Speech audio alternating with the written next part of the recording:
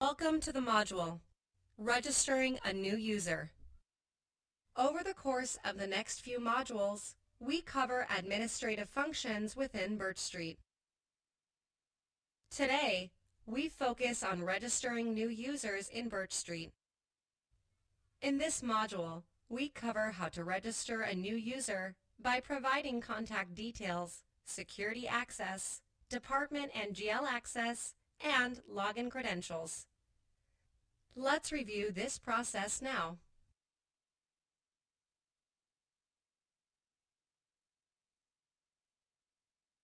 DeMarcus is the Birch Street System Administrator at the property.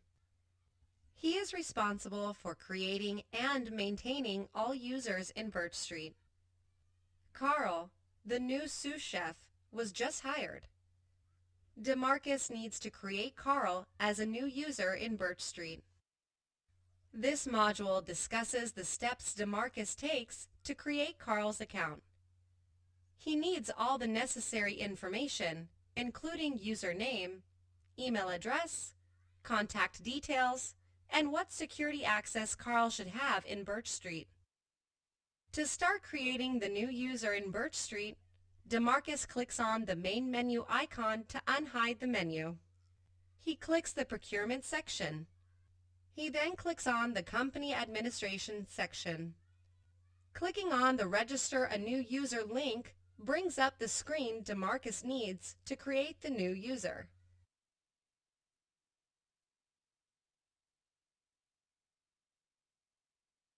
Let's discuss the details DeMarcus needs to enter on the User Info tab. There are two tabs in the screen we review today: User Info and Login Info.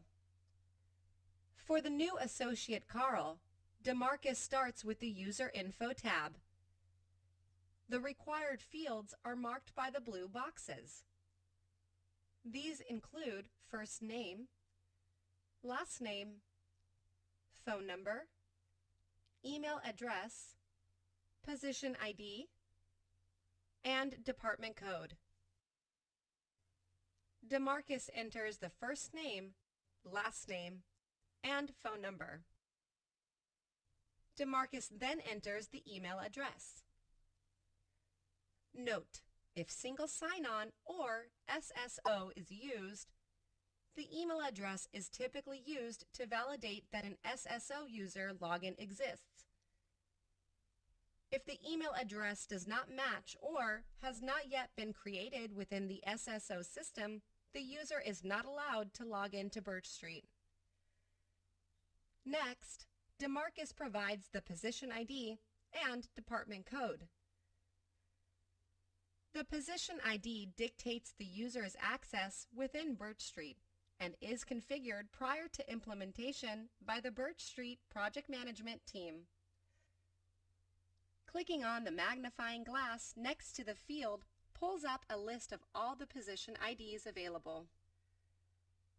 The screen displays all the position IDs with their short description and long description. For many of the position IDs, there are three main categories that control whether a user will have access to all department and GL accounts, just some, or only their own. Scrolling right, these three categories are displayed in the Budgets Select GL Accounts From column and are All Departments, Selected Departments and GL Accounts, and Own Departments. Position IDs with all access have rights to all department and GL accounts. Position IDs with the type Selected Department have access to a list of departments and GL accounts assigned to the user. And finally, My Department provides the user with access to only the department and GL accounts specified in the department code field of the User Info tab. Scrolling back to the left, DeMarcus clicks the Select button next to Position ID 6. This gives Carl access to create purchase orders with the ability to code and review documents for departments and GL account codes assigned to Carl shortly. Next, DeMarcus selects the kitchen and cafeteria department code for Carl by clicking the magnifying glass icon next to the department code field. He clicks the Select button next to the kitchen department code. The department code entered here will default on all document header forms Carl creates, such as the PO header. Next, DeMarcus selects the department and GL account codes Carl should have access to. Because DeMarcus has selected a position ID with selected department access, an additional tab named Select GL Accounts appears. Let's review this tab now.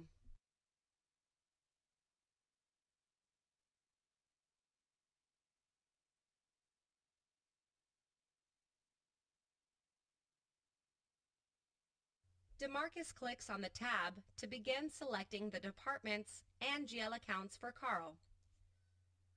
He clicks on the Add Row button to add the first department and GL accounts, and uses the lookup next to the department code field. He clicks Select next to the kitchen department code, which is Carl's default department DeMarcus provided on the User Info tab. He leaves the GL account field blank and clicks the All GL Accounts checkbox. This gives Carl access to all GLs within the kitchen department. Carl clicks OK. The department and GL account code combination appear on the tab. Next, DeMarcus adds access for Carl to create orders for the cafeteria department, but only for the food cost GL account. He clicks the Add Row button again. He clicks the lookup next to the department code magnifying glass. He clicks the Select button next to the cafeteria department code 0090. Next, instead of clicking the All GL Accounts checkbox again, he clicks the lookup next to the GL account field. He clicks the Select button next to the food cost GL account associated with cafeteria department code 0090. DeMarcus clicks the OK button. The second department and GL account code combination appear on the tab. The information displayed shows DeMarcus that Carl has access to code to all GL accounts within the kitchen department, but only the food cost GL within the cafeteria department.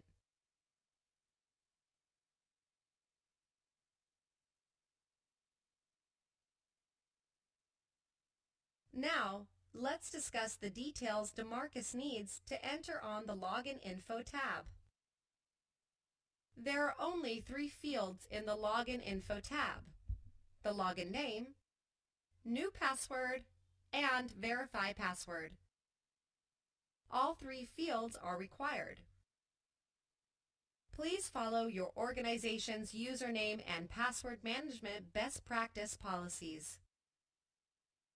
Depending on your organization's policies, Birch Street may be pre-configured by the Birch Street Project Management team to enforce them.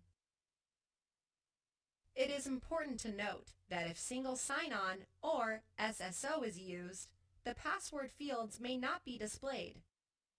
This information may be controlled through the SSO. DeMarcus enters the login name and makes it the same as Carl's network login ID. DeMarcus's company requires a password that is at least 8 characters long, contains lowercase and uppercase letters, and numerals.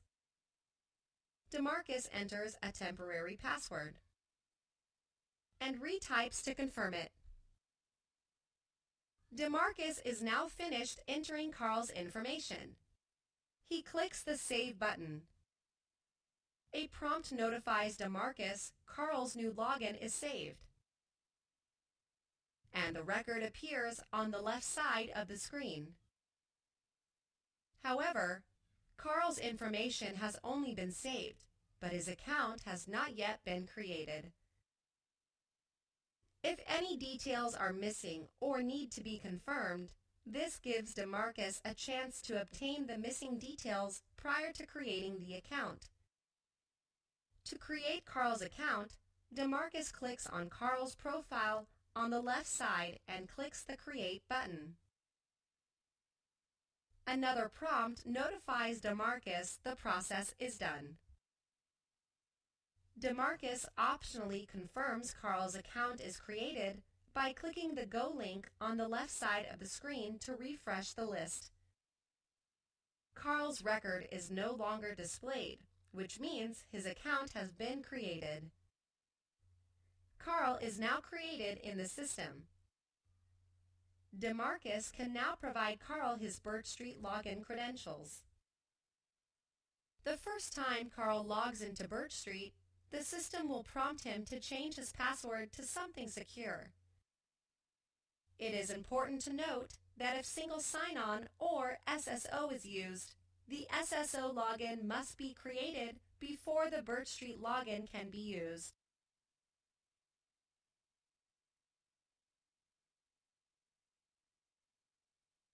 Let's summarize what we have learned so far. The Register a New User screen is where new users are created in Birch Street. The screen is accessible from the main menu. It is located under the Administration menu within the Procurement section. The ability to view and use specific system features depends on your approved access. Access is controlled by position IDs, or security groups.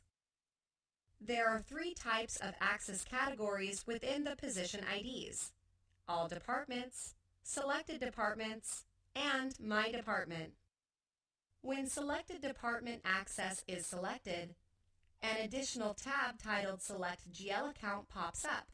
All departments and GL accounts the user needs access to are added within this tab. The Login Info tab is where the administrator enters the login name and password for the new user. Follow your organization's username and password management best practice policies. Creating users is a 2-step process. Users are not created until both the Save, then Create buttons are clicked.